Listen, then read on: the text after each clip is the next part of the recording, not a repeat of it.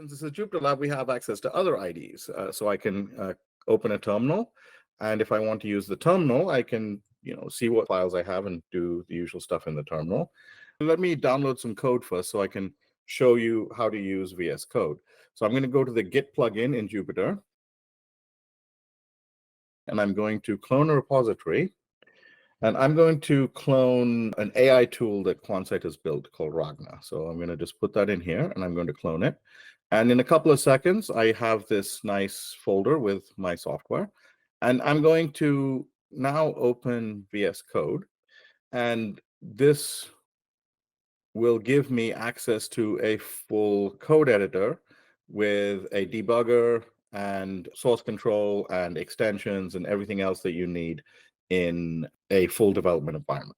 We're a bit tool agnostic. If you want to use Jupyter, use Jupyter. If you want to use a full IDE, let's use a full IDE. And we deploy these tools together in an integrated fashion.